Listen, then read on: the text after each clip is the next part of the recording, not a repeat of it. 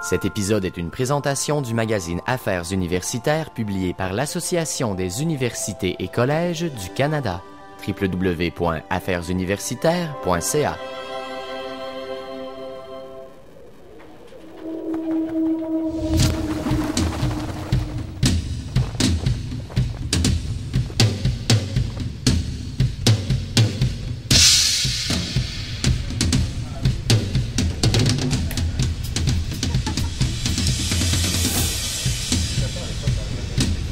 Moi, je consacre ma vie intellectuelle à essayer de comprendre le rapport entre les idées et leur concrétisation sur la scène politique. Et moi, ça a vraiment été une révélation, l'idée qu'il y a une histoire intellectuelle à faire des mouvements de droite. Et c'est pourquoi j'avais été aussi impressionné par l'ampleur des travaux de Sternel. Le livre de Zeev Sternel, La droite révolutionnaire, cet auteur-là est important pour comprendre la façon dont le fascisme s'est développé à partir d'une droite révolutionnaire, une droite qui n'est pas simplement une droite conservatrice, et donc que le fascisme n'est pas simplement un produit de la Première Guerre mondiale, mais qu'il y avait une révolte intellectuelle plus importante qui couvait déjà depuis des années. Donc ça permet de voir le rapport qui existe entre les idées et la politique active. C'est un ouvrage colossal. Vous allez être bavard parce que je me suis dit que j'allais vous lancer de l'essence. Cette semaine, les publications universitaires abordent la question du conservatisme au Québec et au Canada en compagnie de Frédéric Boilly. Il sera avec nous pour parler de son livre « Le conservatisme au Québec, retour sur une tradition oubliée ». Monsieur Boilly, dans votre carrière, vous avez beaucoup étudié le conservatisme. Vous avez écrit sur des figures comme Lionel Groulx, Mario Dumont et Stephen Harper. Maintenant, un livre sur le conservatisme. Est-ce que votre livre est une synthèse de l'histoire du conservatisme au Canada français? C'était mon ambition de faire une synthèse du conservatisme au 20e siècle, au Canada français et au Québec, si on accepte l'idée que l'identité québécoise se transforme à partir des années 60. Et donc, c'était vraiment d'arriver avec ce livre-là à montrer que le conservatisme avait une permanence au sein de l'histoire québécoise.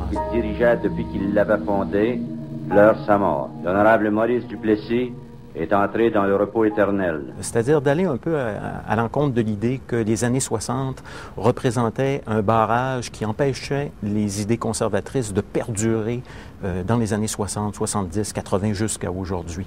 Et c'est cette idée-là que j'ai voulu remettre en cause. Bon, je ne suis pas le premier à l'avoir fait, mais de manière peut-être un peu plus systématique que les autres, j'ai essayé de montrer qu'il y avait cette permanence du conservatisme au sein de l'histoire québécoise au 20e siècle. L'Union nationale, le parti de Maurice Duplessis, commence à agoniser vers la fin des années 70 et il est dissous officiellement dans les années 80. Est-ce que ça signifie pour autant la mort du conservatisme? Non, parce que les partis politiques ne sont pas ceux qui détiennent de manière exclusive les idées conservatrices.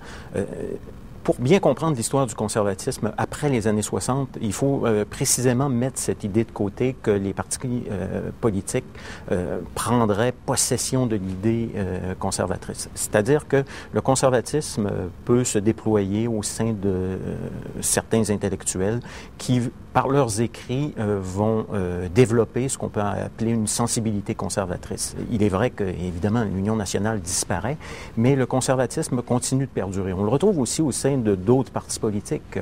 On peut penser plus récemment à l'Action démocratique du Québec qui a parfois été présentée comme une nouvelle Union nationale. Bon, le parallèle est un peu douteux dans la mesure où l'Action démocratique n'était pas simplement la réincarnation de l'Union nationale passée. Le contexte est différent. Mais il n'en demeure pas moins que certaines des idées qui étaient centrales au sein de l'Union nationale ont quand même perduré dans les années 1980-1990 et plus particulièrement avec l'Action démocratique, là, qui, elle aussi, avait un discours qui faisait en sorte que l'État devait se retirer de la vie publique. Ce qui est arrivé, c'est que dans les années 70, le conservatisme s'est émietté. On retrouvait des conservateurs un peu partout au sein du Parti libéral. On retrouve également quelques conservateurs au sein du Parti québécois. Et c'est ce qui fait en sorte que le conservatisme, sur le plan politique, s'est disséminé dans l'espace politique. Et on le retrouve également au sein de certains intellectuels qui, sans pouvoir être labellisés comme étant des auteurs conservateurs, ont quand même développé une pensée qui, par certains égards, se rapproche d'une sensibilité conservatrice. Et donc, quand on prend ça dans son ensemble, on s'aperçoit que le conservatisme, après les années 60, est présent. Mais il n'est pas dans un seul endroit où simplement, c'est-à-dire un parti politique, où il n'est pas simplement porté par un ou deux intellectuels qui seraient la figure de proue du conservatisme. Et donc, il se transforme au tournant des années 60. Ce n'est plus le conservatisme d'antan, le conservatisme canadien-français. La logique fondamentale du conservatisme est cette tension qui existe entre la raison et la tradition. C'est-à-dire que pour les conservateurs, l'idée centrale est que la raison humaine est quelque chose de trop faible, et quelque chose dont l'homme peut se servir, mais dont l'homme ne peut pas attendre trop de sa raison. Elle est limitée. Les lumières de la raison existent, mais en même temps, ce sont des lumières qui sont trop faibles pour guider l'homme au sein du monde. Et donc, les conservateurs vont dire, dans ce contexte-là, comment faire pour se situer, comment faire pour avoir des institutions politiques qui soient adéquates. Il faut retourner à la tradition, vont-ils dire. Parce qu'ils vont dire que la raison est faible, et donc, ce qui s'est développé, c'est un lent processus. C'est un travail qui s'est fait graduellement. Donc, les conservateurs vont dire que les institutions politiques qui existent sont le produit, non pas tant des décisions délibérées des individus ou des hommes politiques, que le résultat d'un long processus qui s'est fait petit à petit, graduellement. Et c'est pourquoi les grands ténors conservateurs comme Edmund Burke, Joseph de Maistre, qui ont critiqué la Révolution française, précisément parce qu'on dit que la Révolution française a voulu reconstruire un monde social et politique à partir de rien, en mettant à terre les institutions traditionnelles et en recommençant. Et pour les conservateurs comme Burke et Joseph de Maistre, c'est une aberration parce qu'on va dire que c'est pas possible de fonctionner de cette façon-là. Donc, la logique fondamentale du conservatisme existe dans cette tension-là qui existe entre la raison, les capacités humaines qui sont faibles, et le fait qu'il faut recourir à la tradition pour se situer dans un espace politique. Et donc, c'est très important de comprendre que la tradition pour les conservateurs, c'est pas simplement des menus coutumes qu'on fait pour égayer les fêtes populaires. C'est quelque chose, de beaucoup plus profond, qui peut être religieux, culturel, mais qui permet de situer les individus au sein d'un espace social, au sein d'un groupe social donné. Monsieur Boily, vous venez d'aborder une des grandes valeurs clés du conservatisme, c'est la place de la tradition. Mais il y a aussi d'autres valeurs clés comme la famille, l'ordre et l'anticommunisme. L'idée d'ordre découle elle-même de la place centrale qu'a la tradition, parce que la tradition, c'est précisément un cadre normatif pour une société. C'est de dire qu'il y a des choses qu'on fait et des choses qu'on ne fait pas, et donc ça assure l'ordre. Les conservateurs sont omnubilés par cette idée que les sociétés humaines sont constamment menacées par le désordre. Et donc, qu'il faut assurer l'ordre par un État qui est fort. Et c'est pourquoi une des valeurs aussi du conservatisme va être de mettre l'accent sur les pouvoirs politiques qui sont forts. Par exemple, la royauté. Au 19e siècle, certains voulaient restaurer les royautés qui s'évanouissaient un peu partout sur le continent européen. Évidemment, plus la démocratie a progressé, les conservateurs se sont accommodés aussi de cette valeur-là, mais ils vont toujours favoriser les pouvoirs forts qui vont être en mesure d'assurer l'ordre. La famille est également une des valeurs fondamentales du conservatisme dans la mesure où c'est une institution qui, pour eux, est centrale et à l'ordre social. La famille est la cellule de base de la société. C'est pas tant l'individu qui est important que la famille qui permet aux individus de s'épanouir précisément au sein d'une cellule familiale. Donc, ça fait partie de tout un système conservateur qui fait en sorte qu'on valorise tout ce qui est la permanence. Donc, la permanence des institutions qui sont en mesure d'assurer la permanence d'une société à travers le temps.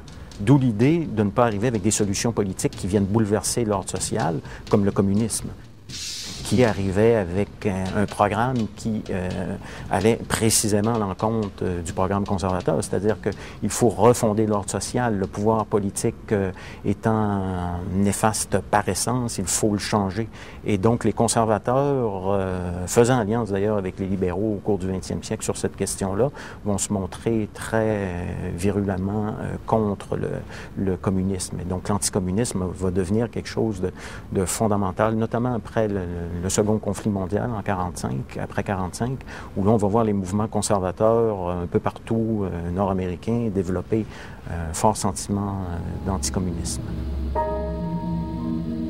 Petite question technique même.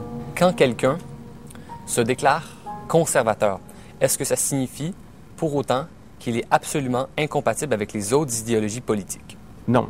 D'abord, il faudrait dire qu'il y a peu de gens qui maintenant vont se déclarer conservateurs de manière explicite, notamment sur la scène intellectuelle. Mais pour ceux qui le font, on va retrouver notamment des alliances entre conservateurs et libéraux. Et les frontières entre le conservatisme et le libéralisme sont parfois assez floues. On l'a vu notamment avec certains penseurs comme Friedrich Hayek, qui précisément ne se disaient pas conservateurs, mais qui en même temps croyaient qu'il y avait une nécessité dans les années 50 et 60 qu'il y ait une alliance entre le conservatisme et le libéralisme pour lutter contre le socialisme. Mais par ailleurs, on peut penser aussi que même un conservateur peut avoir une touche de socialisme qui peut être assez importante. On l'a vu notamment chez certains conservateurs canadiens-anglais qui vont avoir une touche de rouge assez forte, précisément pour défendre la communauté. Eux, l'idée étant que pour défendre une communauté particulière, ça prend des institutions politiques particulières et ces institutions politiques vont pouvoir avoir des politiques sociales qui vont se rapprocher du socialisme. Et c'est pourquoi, paradoxalement, le conservatisme, même dans sa lutte très forte contre le communisme, parfois il va y avoir des alliances avec le socialisme. C'était d'ailleurs une idée que Fernand Dumont avait soulevée dans un de ses ouvrages où il mettait l'accent sur l'idée que parfois les conservateurs et les socialistes n'étaient pas si éloignés les uns des autres, précisément en raison de la défense de la communauté. Et ça permet de comprendre que l'histoire des idéologies politiques, c'est pas une histoire compartimentée. Mais ça n'empêche pas qu'il y a quand même des logiques fondamentales qui sont au cœur de chacune des idéologies qu'on peut identifier analytiquement, mais lorsque les idéologies se traduisent dans la réalité sociologique ou politique, surtout au sein des partis politiques. Les partis politiques ne sont pas là pour défendre la pureté d'une idéologie. Ils sont là pour gagner le pouvoir et donc ils peuvent transiger avec d'autres idéologies, même si on dit qu'un parti est de droite, il peut faire alliance à certains moments, ne serait-ce que pour prendre le pouvoir. C'est particulièrement difficile au Québec de s'afficher en tant que conservateur. Pourquoi ce discrédit quand même assez répandu du conservatisme? Le conservatisme sent le soufre dans la mesure où c'est une idéologie de droite, une idéologie qu'on présume être à la défense du statu quo. Donc, au plan intellectuel, les intellectuels préfèrent être plutôt à l'avant-garde de ce qui va changer les choses. Et donc, c'est plus facile de se dire à gauche, c'est plus facile de se dire socialiste, parce qu'il semble y avoir un parti pris pour le changement en faveur des plus démunis, alors que de l'autre côté, on semble vouloir défendre le statu quo à l'avantage de ceux qui possèdent les choses.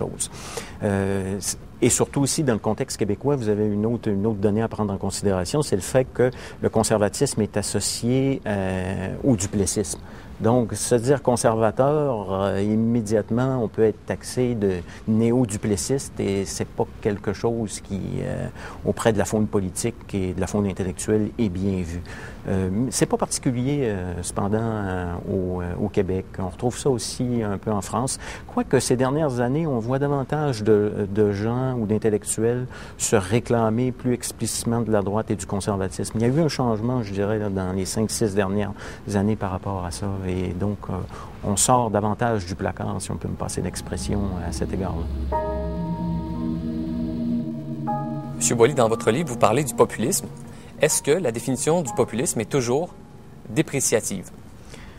Presque toujours. C'est très rare qu'on va voir un homme politique se réclamer du populisme et d'une manière positive. Mario Dumont le fait à certains moments, mais généralement, lorsqu'on emploie le terme de populisme, c'est pour décrier un adversaire politique et lui dire que c'est un démagogue, qui a des solutions politiques qui sont néfastes pour la société et qui, généralement, sont contre l'immigration.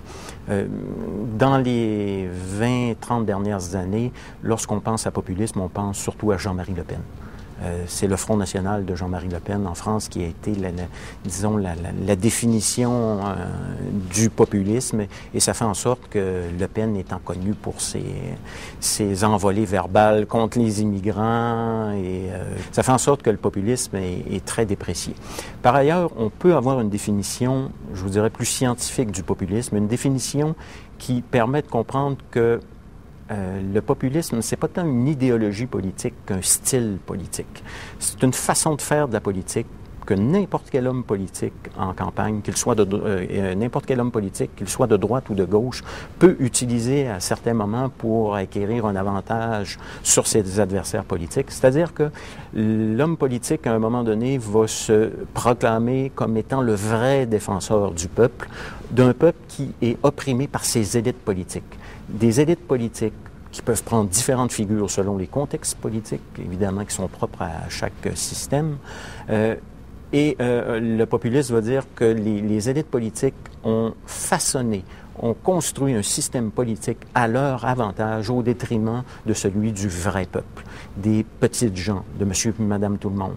Le vrai peuple aussi a plusieurs sens selon les systèmes politiques, selon les populistes, mais la logique centrale du populiste se situe précisément dans cette dénonciation du travail néfaste des élites politiques contre leur propre peuple. Et c'est pourquoi le populisme peut être de gauche ou de droite. Ça va dépendre là, des systèmes politiques, mais on a vu dans certains systèmes politiques des hommes politiques à gauche dénoncer les élites mondialisées de droite qui mettent en place des politiques qui vont à l'encontre du bien commun.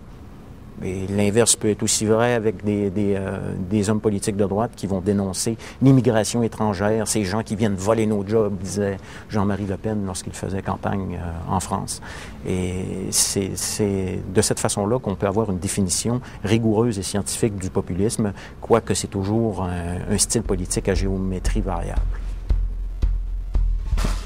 Dans les médias, mais dans la société en général, on oppose souvent le Québec progressiste à une Alberta conservatrice. Qu'est-ce que Frédéric Boily, le Québécois qui vit à Edmonton, pense de cette opposition quand même assez répandue? C'est une opposition qui est répandue parce qu'elle repose sur un certain fond de vérité. Il est vrai qu'au Québec, on s'est doté d'un système étatique qui est différent de celui de l'Alberta, qui, lui, penche plus, évidemment, pour des solutions individualistes, un État qui est peut-être moins généreux. Quoique l'État albertain dépense beaucoup aussi en termes per capita, mais en même temps, bon, c'est pas le même style de programme politique, de politique publique. Par exemple, en matière de garderie, en Alberta, il faut se débrouiller avec le privé, alors qu'ici, on a un système qui est différent. Par ailleurs, il faut faire attention aussi aux clichés, parce que les clichés nous font perdre de vue que chaque système politique a aussi plusieurs courants d'idéologie politique qui s'affrontent entre elles. C'est vrai pour l'Alberta, où il existe une gauche. Ça peut paraître surprenant avec un parti conservateur qui domine depuis 40 ans maintenant, mais il y a quand même plusieurs sensibilités politiques qui s'expriment sur la gauche du spectre politique. Et finalement, c'est la même chose est vraie aussi pour le Québec. Même si au Québec, on a une social-démocratie qui est plus importante qu'en Alberta, ça, on ne niera pas, mais en même temps, vous avez aussi des courants de droite qui sont présents au sein de l'espace politique. Et donc, ça fait en sorte que vous avez le Québec et l'Alberta, deux sociétés qui sont différentes, évidemment, qui sont, je vous dirais, tous les deux distinctes au plan politique, parce que chacune d'entre elles a des particularités politiques qui font en sorte que vous avez des sociétés qui sont organisées autour d'un certain ensemble d'idées qui sont fortes à certains moments, mais qui en même temps montrent certains rapprochements étonnants. Par exemple, l'attitude face à Ottawa. Les deux provinces peut-être les plus revendicatrices face à Ottawa, c'est certainement le Québec et l'Alberta. Il y a un très fort sentiment anti-Ottawa qui court à travers toute l'histoire albertaine, et au Québec, on sait ce qu'il en est. Le nationalisme s'est construit, le nationalisme québécois s'est construit sur cette tension-là avec le gouvernement central. Donc, au-delà des clichés, on s'aperçoit qu'on a des sociétés qui présentent certaines similitudes, malgré quand même les grandes différences. C'est une question qu'on peut se poser à propos du conservatisme. Est-ce que tous les conservateurs sont automatiquement des grands défenseurs de la religion? Pas nécessairement. On a tendance à voir le conservateur comme étant nécessairement un conservateur religieux. On a souvent ce cliché-là de dire que les conservateurs sont nécessairement religieux. Mais on peut avoir des conservateurs qui vont élever une défense de la tradition, mais la défense de la tradition ne sera pas nécessairement religieuse. Le cas de Friedrich Hayek, que j'ai évoqué plus tôt, est symptomatique de ça. C'est-à-dire qu'Hayek ne se disait pas conservateur, mais en même temps, il était lui aussi partisan de l'idée que la raison ne pouvait pas tout faire, et donc que les traditions qui avaient créé des institutions politiques étaient très importantes et qu'on ne pouvait pas faire tabula rasa du passé. Et c'est pourquoi Hayek, qui était pas un homme religieux par ailleurs, avait un côté conservateur qui venait se mélanger avec son libéralisme.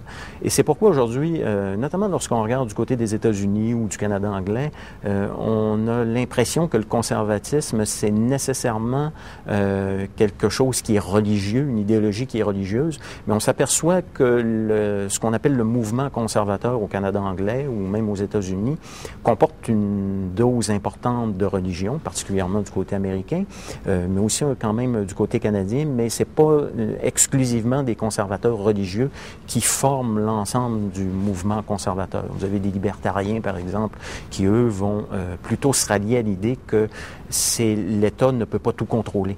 Donc, l'État ne pouvant tout contrôler, il se retrouve à voter au sein des partis politiques avec les conservateurs religieux qui, eux aussi, ne veulent pas d'un État trop envahissant dans la vie sociale. Beaucoup de gens ont dit que le conservatisme est le premier pas qui mène vers le fascisme. Il est vrai que dans les années 30, vous avez eu des conservateurs qui regardaient les solutions autoritaires, les solutions fascistes, autant italiennes que allemandes, avec un certain envie, parce qu'on pensait que c'était des régimes qui venaient lutter contre le libéralisme individualiste. Mais en même temps, il faut bien comprendre que le fascisme est une idéologie révolutionnaire. Il y avait au plus profond du fascisme l'idée que la société bourgeoise devait être mise de côté, qu'il fallait recréer un homme nouveau. C'était notamment ce que voulaient faire les fascistes italiens. L'idée qu'il fallait reconstruire une nouvelle société sur de nouvelles bases. On le voit avec les mouvements artistiques italiens du début du 20e siècle qui se sont joints aux fascistes par la suite, ou les futuristes, où on disait qu'il fallait reconstruire littéralement la société. On faisait même du côté des fascistes l'apologie de la technique, parce qu'on disait que la technique, c'était quelque chose avec lequel on allait pouvoir mettre de côté le passé.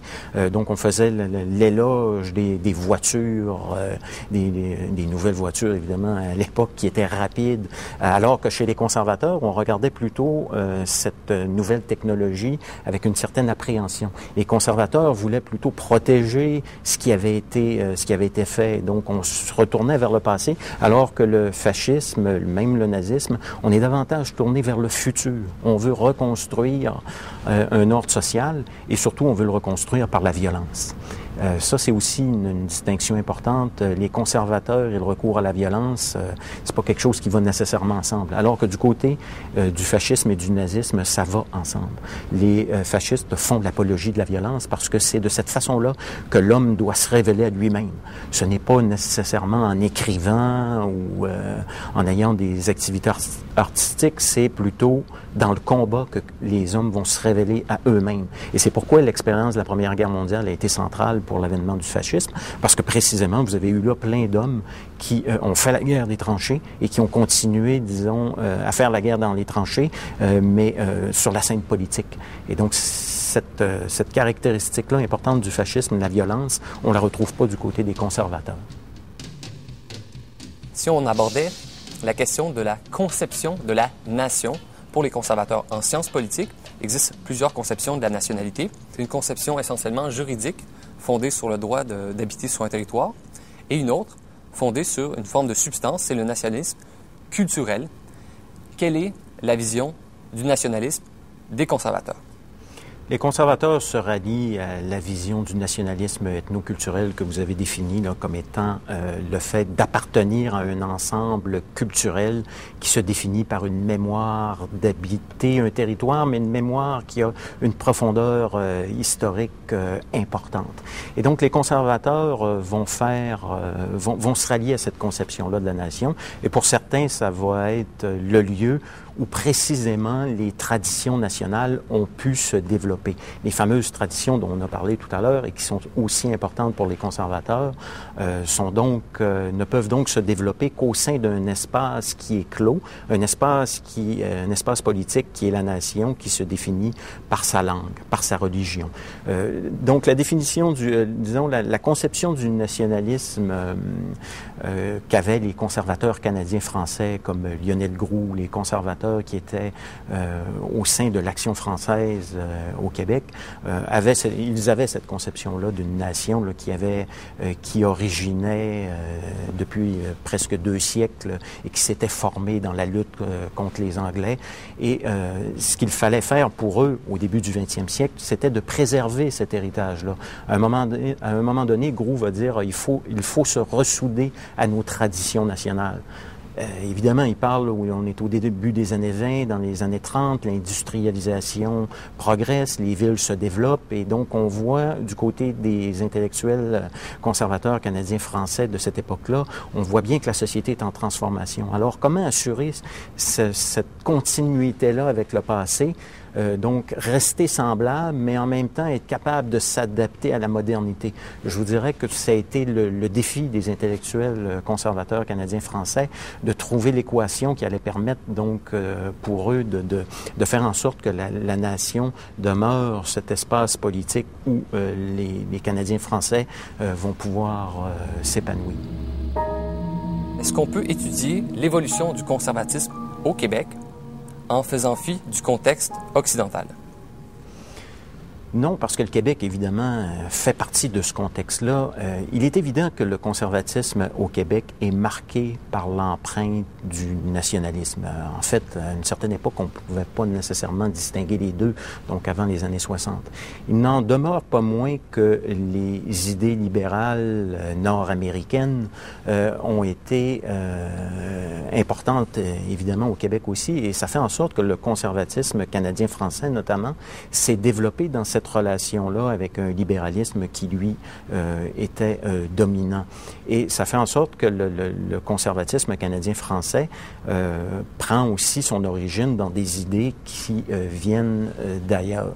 Et même pour le conservatisme, après 1960, si on pense par exemple à l'Action démocratique du Québec, l'Action démocratique de Mario Dumont, c'est pas un mouvement politique qui s'est développé exclusivement au Québec. Évidemment, c'est dans le jeu politique constitutionnel des années 80 et du début des années 90 que l'Action démocratique va naître, mais en même temps, elle s'abreuve à des idées qui sont aussi présentes sur la scène politique canadienne, des idées et les idées de la scène politique canadienne sont aussi dans un contexte occidental plus général.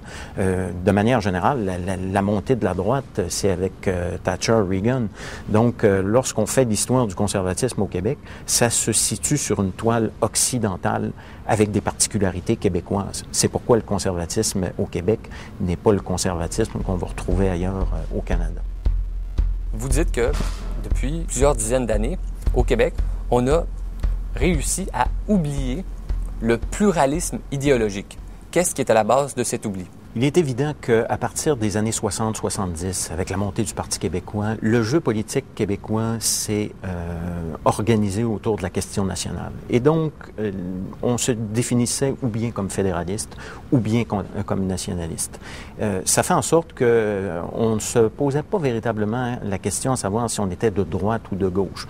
Et c'est ce qui fait que des conservateurs, des gens de droite, se sont retrouvés au sein du mouvement national et que vous aviez du côté des fédéralistes des gens qui étaient aussi à gauche, notamment ceux qui étaient d'une sensibilité plus trudeauiste et qui étaient pour une société juste.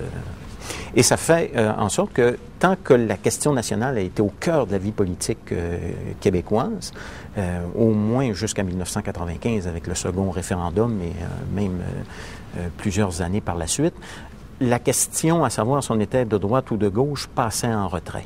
Mais l'impression est qu'à partir de 1995, cet oubli du conservatisme et de la droite et de la gauche a refait surface avec le fait, plusieurs phénomènes, mais probablement le phénomène le plus important en ce qui concerne le Québec est le fait que la question nationale n'a plus autant la même importance qu'elle avait.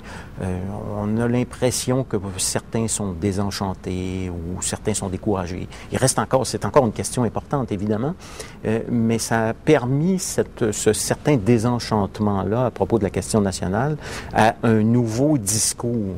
Je mettrais le nouveau en guillemets, cependant, pour dire que c'était déjà là présent, mais là, les conservateurs, les gens de droite et de gauche, ont commencé à se redisperser sur l'espace politique en fonction de cette grille d'analyse-là qui avait été mise de côté à partir des années 60-70. Et c'est pourquoi, par exemple, l'Action démocratique du Québec, l'ADQ, voulait mettre de côté la question nationale en disant, écoutez, nous, on est autonomistes. On n'est pas fédéraliste, on n'est pas nationaliste, on est autonomiste. Donc, revenir à des positions, finalement, qui étaient celles des années 40-50 avec Duplessis, où on luttait pour l'autonomie. Et ça explique que pendant une certaine époque, on a eu un certain oubli là, des questions de droite-gauche. Vous parlez d'un courant, c'est le courant des intellectuels de la nouvelle sensibilité historique. Un groupe de jeunes intellectuels, essentiellement des sociologues, des historiens, qui, au tournant des années 2000, ont commencé à produire certains travaux qui ont remis à l'avant-plan l'importance du rôle des idées pour comprendre l'histoire politique québécoise. Dans un premier temps, ils se sont surtout distingués de ce qu'ils appelaient les historiens modernisateurs, ceux qui mettaient surtout l'accent pour comprendre l'histoire du Québec, qui mettaient l'accent sur les grandes structures, les grands processus socio-économiques. Or, ces jeunes historiens-là, de cette nouvelle sensibilité historique, ont remis l'accent sur le rôle des idées. Et donc, la redécouverte également de certains personnages historiques, comme Lionel Groulx. Et ça fait en sorte qu'on en est venu à voir chez ces jeunes intellectuels-là des intellectuels qui avaient une sensibilité conservatrice. Ça serait inexact de dire que c'est des intellectuels conservateurs au sens strict du terme. Mais en même temps, on s'aperçoit qu'ils mettent beaucoup l'accent sur la continuité de l'histoire historique québécoise. Et beaucoup des travaux des intellectuels de la nouvelle sensibilité historique ont mis en relief ou en lumière le fait que l'histoire québécoise, oui, il y a eu la Révolution tranquille, mais qu'il y avait une certaine continuité entre l'avant 1960 et l'après. C'est-à-dire que 1960, la Révolution tranquille avait été préparée par des intellectuels des années 40-50, des intellectuels qui provenaient du sérail catholique, du sérail nationaliste et qui avaient disons, contribué à la Révolution tranquille. Et c'est pourquoi, chez certains intellectuels de gauche, on a vu chez ces intellectuels de nouvelle sensibilité historique, des intellectuels plus conservateurs, parce qu'on a dit qu'ils étaient en train de réhabiliter l'ancien passé canadien-français. Donc, c'est une querelle, je vous dirais, qui a commencé au niveau historique, et qui par la suite est devenu de plus en plus politique dans la mesure où on a accusé, parfois on a accusé là, ces jeunes d'être des conservateurs. Moi, en ce qui me concerne, je pense qu'il y a une sensibilité conservatrice chez eux, chez ces intellectuels, mais que du même souffle, disons, de les labelliser comme étant des purs conservateurs, ça serait inexact. Mais ça fait partie du grand mouvement de l'après-1995, hein, où les idées nationalistes sont moins prégnantes, où on veut revoir la façon de faire l'histoire, et ça contribue à cette renaissance d'un conservatisme intellectuel sur la scène politique québécoise. Et à propos de ces intellectuels, dans quel lieu s'expriment-ils le plus souvent? Le moment où ils se sont révélés au grand jour, ça a été un colloque qui avait eu lieu, si ma mémoire est fidèle, à l'Université McGill et qui avait donné lieu à la parution d'un collectif, Les idées mènent le Québec. Je vous dirais que ça a été là le moment là, où ils se sont vraiment révélés au grand jour. Et par la suite, bon, on retrouve des textes dans différentes revues, comme Argument, l'Action nationale notamment, qui, on a vu plusieurs jeunes intellectuels écrire des textes pour défendre la continuité de l'expérience nationale à travers le 19e et le 20e siècle. Et la revue Argument également, on retrouve aussi des textes parfois avec une sensibilité conservatrice assez développée. Mais c'est pas un ensemble qui est très... c'est pas un ensemble fortement cohérent. Là. On ne peut pas dire qu'il y a une nouvelle école au sens strict du terme, comme je l'ai déjà fait là, pour l'école de Calgary dans mes précédents travaux, parce que pour avoir une définition d'une école au sens strict du terme, ça prend certains critères, et là, je ne crois pas que ces critères-là soient présents dans le cas qui nous occupe ici, mais il n'en demeure pas moins qu'on a une nouvelle sensibilité historique, et d'ailleurs, les gens qui ont participé à ces travaux-là le reconnaissaient également.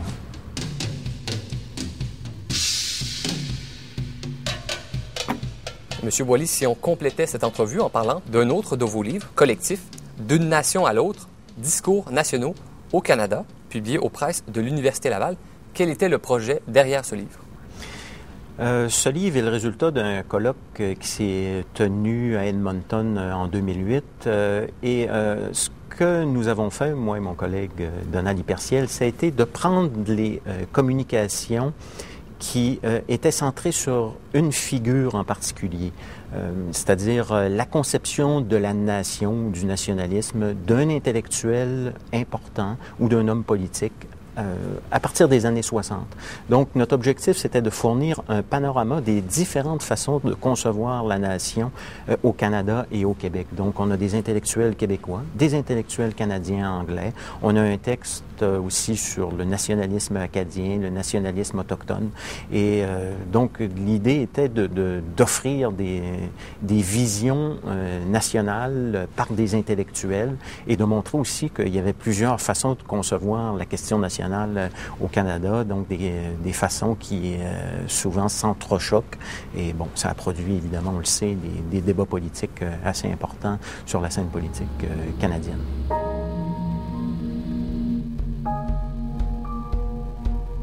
Vous avez écrit un article sur Preston Manning. Quelle était sa vision du Canada? Preston Manning n'avait pas une vision de la nation très développée, mais il avait une vision du Canada qui, elle, l'était beaucoup plus.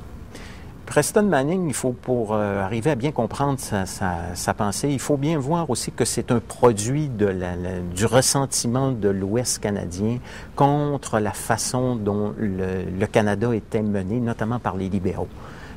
Lorsque Brian Mulroney, en 1984, a été élu, il y a eu un vent d'espoir assez fort que Mulroney et les conservateurs allaient changer les choses par rapport à ce que les libéraux avaient fait.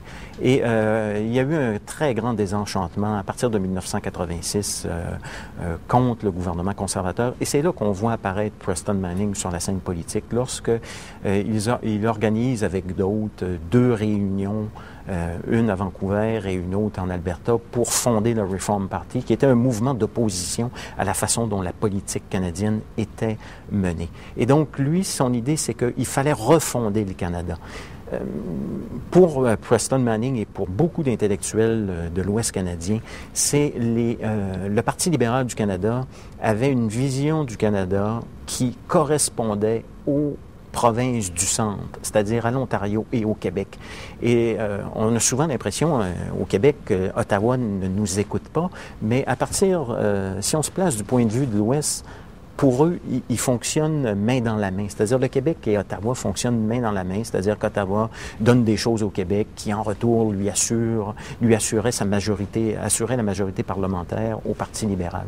Et donc, c'est une réaction très forte contre cette conception-là du Canada que réagissait Preston Manning. Et donc, il a lutté notamment contre l'idée des peuples fondateurs. Je vous dirais, là, si on voulait résumer là, sa pensée, c'est que pour lui, le Canada, c'est pas le résultat de deux peuples fondateurs, un peuple anglophone et un peuple francophone. C'est plutôt la réunion de différentes provinces. Parce que pour lui, le Canada anglais n'existe pas comme une seule et unique entité. C'est une entité, si on veut, mais qui est traversée par différentes sensibilités politiques, dont celle de l'Ouest canadien. Et ce que reprochait Preston Manning aux élites d'Ottawa, aux élites politiques québécoises, c'était toujours d'avoir un dialogue entre Ottawa et Québec, en raison justement de la thèse des deux peuples fondateurs. Et là, Manning dit non, cette thèse-là ne tient plus, parce que pour lui, c'était une fausse conception du Canada. Et lorsqu'on relit son ouvrage de New Canada, il refait l'histoire du Canada selon la perspective que 1867, c'est pas la réunion de deux peuples fondateurs, c'est plutôt 1867, va plutôt à l'encontre de cette idée-là, parce qu'on disait que ça n'avait pas fonctionné avec l'acte d'union en 1840. Donc 1867, c'est un nouveau départ pour le Canada. Sauf que les élites politiques canadiennes l'ont oublié, notamment le Parti libéral du Canada, et ça fait en sorte qu'on se retrouve au milieu des années 80 avec l'accord du lac Meach, avec le référendum de Charlottetown, une crise politique parce que le Canada est basé sur une mauvaise vision de ce qu'il est comme nation. Pour Preston Manning, il faut revenir à une vision provinciale où vous avez une constitution qui est la même pour toutes les provinces. Aucune n'a des pouvoirs particuliers. Donc, c'est pourquoi ça a souvent été vu comme étant anti-québécois, parce que pour Manning, accorder un statut particulier au Québec, ça venait mettre en compte l'idée de l'égalité des provinces. Et il a été donc quelqu'un qui a beaucoup lutté contre cette idée d'accorder un statut particulier au Québec. Et ça fait en sorte que c'est les idées de Preston Manning qui sont enracinées dans un univers beaucoup plus américain aussi. Ça, c'est une coloration qui est particulière chez lui et qu'on retrouve pas nécessairement chez les autres penseurs canadiens, c'est-à-dire l'idée un peu plus populiste de l'égalité entre toutes les constituantes du pacte fédératif. Il a essayé de défendre, tant qu'il a pu, cette idée. Bon, il s'est aperçu que le parti politique, le Reform, ne pouvait pas passer les frontières de l'Ouest. Et c'est pourquoi, par la suite, il s'est retiré de la scène politique. Mais ses idées ont continué, elles, d'énerver en profondeur la scène politique canadienne. Et c'est pourquoi certains ont dit que l'élection majoritaire en mai dernier du Parti conservateur de Stephen Harper est un peu la concrétisation de toutes les idées défendues par Manning et notamment de sa vision de la fédération. Est-ce qu'il y a une continuité intégrale entre le Parti conservateur de Stephen Harper et le Reform Party de Preston Manning? C'est une grosse question que vous posez là parce que ça a été, lorsque Stephen Harper est arrivé sur la scène politique, ça a été la première question qu'on s'est posée. Est-ce que c'est le Reform Party qui a pris le contrôle de l'ancien Parti conservateur de John A. Macdonald qui, lui, n'existe plus? Assurément, lorsqu'il y a la fusion entre les deux formations politiques, la part réformiste est beaucoup plus importante que l'ancien Parti conservateur qui, lui, était un peu plus moribond, disons. Par ailleurs, Stephen Harper, je vous dirais, est un peu plus un intellectuel conservateur et un homme politique conservateur et de droite que Preston Manning. Ça pourra surprendre, mais Manning est davantage un populiste. Il croyait véritablement à une refondation populaire du Canada. Dans ses ouvrages, il pensait même qu'il devait y avoir un système de conventions régionales et provinciales qui nommerait des membres à une convention nationale, et là, on discuterait de la Constitution canadienne. On ne retrouve pas ces idées-là chez Stephen Harper, qui est plus un intellectuel classique de droite, qui va surtout centrer son discours sur le retrait de l'État ou sur ce que l'État peut faire pour la société canadienne. D'ailleurs, les deux ont eu des divergences d'opinion très fortes. Monsieur Harper était un des conseillers de Preston Manning et à un moment donné, sur la marche à suivre au plan de la stratégie politique, les deux ont rompu. Et c'est pourquoi M. Harper avait quitté, parce qu'il trouvait que la stratégie politique de Preston Manning, c'était d'avoir un parti politique régional sur l'ensemble du Canada. Et donc, il y aurait très peu d'assises dans les villes, alors que Stephen Harper pensait plutôt, lui, qu'il fallait que le jeu politique se divise entre la droite et la gauche. Et c'est pourquoi, moi, ma réponse, c'est que Stephen Harper n'est pas un pur réformiste. Et évidemment, comme sa base électorale est en Alberta, en Colombie-Britannique, il ne peut pas faire autrement qu'avoir des idées du Reform Party. Mais en même temps, sur d'autres éléments, on voit que c'est pas nécessairement Preston Manning. But in the proper time, for time is so vital in all these great movements among men and women. Preston Manning est le fils d'un personnage politique bien connu dans l'Ouest canadien, Ernest Manning. Est-ce que les idées politiques de Preston Manning font preuve d'une continuité avec celles de son père? C'est une question importante, ça, parce que ça permet justement de se poser cette question-là de la continuité de l'histoire politique albertaine, mais aussi versus sur la scène provinciale, parce que, après tout, s'il y a une continuité, ça pourrait vouloir dire que certaines idées du crédit social se retrouvent maintenant encore sur la scène politique fédérale. Première des choses, l'effet de contexte. Ernest Manning était dans un tout autre contexte que ne l'a été Preston Manning. C'est-à-dire que lorsque Ernest Manning arrive sur la scène politique, c'est la grande crise des années 30 et bon, il est aux côtés de William Aberhart, qui est le chef du Crédit social. Et dans les années 30, c'était très religieux. D'ailleurs, Ernest Manning aussi a continué à faire des sermons dominicaux à la radio jusque dans les années 60. Donc, d'une certaine manière, là, il y a une rupture entre les idées religieuses de Manning et la façon dont il faisait de la politique avec celle de Preston Manning. Évidemment, il y a une aversion commune à l'égard des solutions trop drastiques et des solutions de gauche. Ernest Manning était très anticommuniste, alors que du côté de Preston Manning, bon, l'anticommunisme, c'est plus une donnée fondamentale dans la mesure où il suffit simplement de s'opposer aux idées de gauche, mais surtout aux idées qui sont véhiculées par le Parti libéral du Canada. Et ça, je vous dirais que s'il y a une continuité, c'est dans leur aversion commune à l'égard de la façon dont la politique nationale a été menée par le Parti libéral du Canada.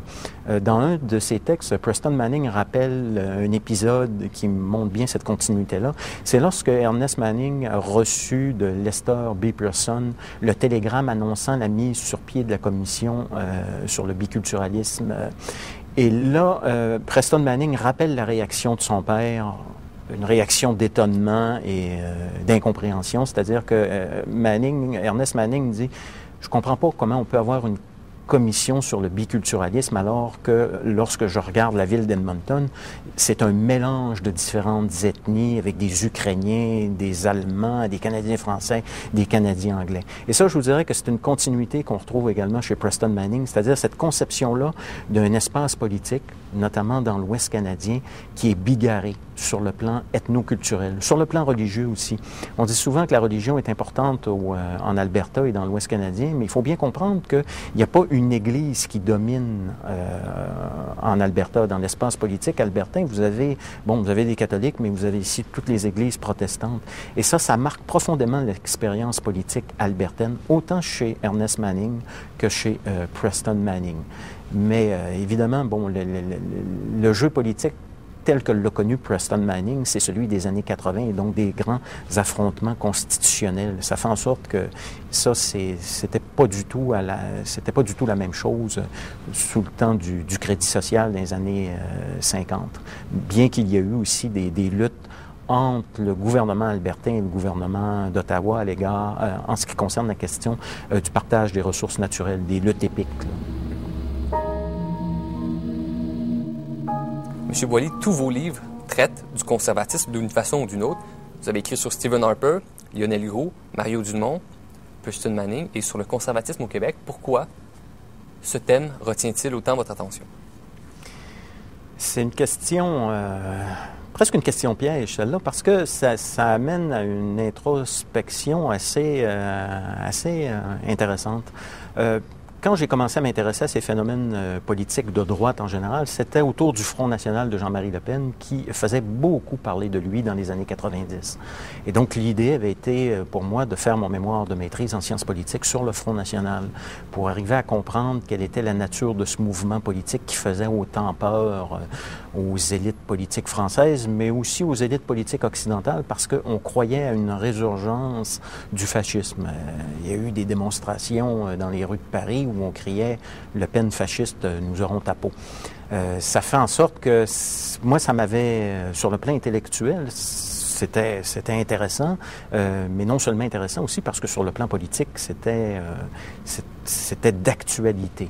Et c'est par la suite que j'ai continué aussi à étudier les idées de droite, mais cette fois-ci au Québec, plus particulièrement autour de l'affaire Esther Delisle au début des années 90, qui avait secoué les colonnes du temple académique au Québec, on s'en rappellera, avec cette thèse qui était très controversée, qui avait donné lieu à un livre. Et moi, j'étais très insatisfait par la façon dont Delisle traitait la question de Groulx et des idées des intellectuels canadiens-français à cette époque-là, notamment parce que je trouvais qu'elle faisait un rapprochement trop facile avec le nazisme et le fascisme. Et bon, on continue à travailler sur les sujets qui nous intéressent, mais je me suis aperçu que dans les années 2000, on a commencé, et plus particulièrement à partir de 2005, 2006, à parler d'un retour de la droite sur la scène politique québécoise, notamment avec l'élection des députés conservateurs, du Parti conservateur, l'élection fédérale de 2006, où là, on avait vu un certain nombre de députés conservateurs être élus au Québec. Et encore là, une nouvelle question politique et intellectuelle. Pourquoi? Est-ce que c'est un accident de parcours? Eh bien, ça fait en sorte que maintenant, je m'intéresse à cette résurgence du conservatisme, ou à cette, moi je dirais plutôt permanence du conservatisme sur la scène politique québécoise pour arriver à mieux la cerner, donc une sensibilité politique qui est là depuis longtemps.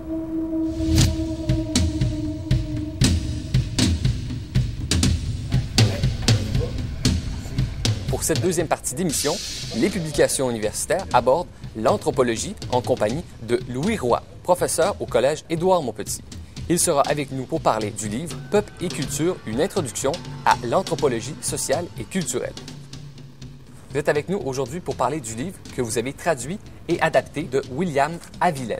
Qui est William Haviland? D'abord, William Haviland est un anthropologue américain qui habite actuellement au Vermont. Et depuis, je ne sais pas moi, une vingtaine d'années sans doute, il produit des ouvrages d'introduction pour les étudiants universitaires américains. Le mandat initial, c'était d'adapter simplement cet ouvrage. Et plus on travaillait dedans, plus on s'est rendu compte qu'il y a des changements qu'on voulait y apporter. L'éditeur nous a laissé pratiquement carte blanche. Et là, de fil en aiguille, les chapitres ont été changés de place, des bouts ont été remplacés. Bref, on a changé 50% du livre. Ce qui lui donne une couleur locale encore plus grande que ce qui était prévu initialement. C'est une des choses. On a mérité une mention au prix de la ministre en 2007 pour ce livre-là. Et c'est une des choses qui avait été soulevée. Cette adaptation, non seulement à la clientèle francophone du Québec, mais aussi à la réalité québécoise. Et le livre dont on parle aujourd'hui, qui parle des peuples et des cultures du monde, parle quand même de plusieurs cultures dans le monde. Est-ce que ça permet quand même de bien comprendre le Québec? L'un des buts de l'adaptation, c'est de trouver un moyen que l'étudiant ou que le lecteur s'y reconnaisse et puisse comparer le monde qui est le sien avec ce qui se passe à l'étranger. Donc, c'est un livre d'introduction à l'anthropologie sociale et culturelle. Donc, c'est un livre qui initie essentiellement à la diversité culturelle qui caractérise le monde d'aujourd'hui, ici, mais aussi ailleurs. Donc, en lisant les différents chapitres de ce livre, tu peux, au fur et à mesure, apprendre à mieux te connaître en tant que Québécois. Ce qui caractérise tes pratiques culturelles, soit au niveau de la famille, au niveau du mariage, au niveau de la cohabitation, peu importe. OK? Donc, ça nous permet, nous, en tant que Québécois, de mieux se situer par rapport à ce qui se fait à l'étranger, au niveau des rituels, des croyances, des valeurs. Mais aussi, je pense, c'est un début de mieux connaître des gens qui habitent chez nous, mais qu'on a malheureusement tendance à méconnaître ou à négliger. Je parle notamment des immigrants et la question autochtone. En anthropologie, s'il y a un défi qui est important et qui menace la qualité des comparaisons, c'est l'occidentalocentrisme. Dans quelle mesure l'occidentalocentrisme menace notre compréhension du monde? Bon, en fait, en psychologie, ils vont parler d'égocentrisme, d'être centré sur soi-même. OK? En anthropologie sociale et culturelle, on va parler d'ethnocentrisme. Être centré sur sa culture, considérer que c'est la meilleure, entre guillemets, mais c'est surtout juger, évaluer la culture des autres sur la base d'une comparaison avec ce qu'on connaît chez nous. Il faut faire attention à l'ethnocentrisme, et c'est ce qu'on enseigne un peu à nos étudiants. Là. C'est qu'une des choses qu'il faut éviter au contact de l'autre, ici comme ailleurs, bien, c'est d'être ethnocentrique, de juger trop rapidement ce qu'ils sont, sans trop savoir. Ce qui arrive, c'est qu'aujourd'hui, avec la mondialisation, on a tendance à penser, en Occident, que le seul chemin vers le développement, vers la prospérité, vers le bonheur, vers le succès, c'est un modèle, le modèle qui est le nôtre. Les valeurs occidentales, le matérialisme, la consommation, donc le bonheur qui passe par le bien-être matériel. Bon. Et on a l'impression que tous les pays du monde, que toutes les cultures devraient adopter ce modèle pour atteindre notre niveau de développement, pour atteindre notre présumé niveau de bien-être. Bon, si ça demeure théorique, c'est pas trop grave. Tu es dans ton salon, tu dis « Ah, bon, tu vois un reportage au Canal Savoir et que tu vois une population en Amazonie, il faut les aider à se moderniser. Bon, dans ton salon, c'est pas grave. Mais les gens qui entreprennent des mesures économiques, qui font des démarches pour aider les populations africaines, par exemple, quand tu conserves cette idée que pour se développer, entre guillemets, il faut adopter le modèle occidental, là, tu commets une erreur. Parce que tu oublies que chaque culture est unique. Tu oublies que chaque peuple a un contexte qui est le sien. Puis que le modèle qu'on a développé n'est pas nécessairement applicable partout. Écoute ce que les gens ont à dire, puis essaie davantage de répondre à leurs besoins spécifiques. Donc là, c'est ça, être relativiste.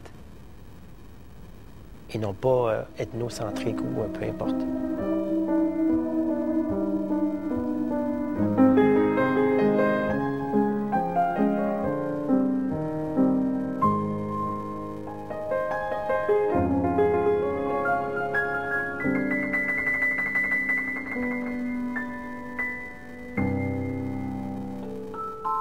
Cet épisode est une présentation du magazine Affaires universitaires publié par l'Association des universités et collèges du Canada.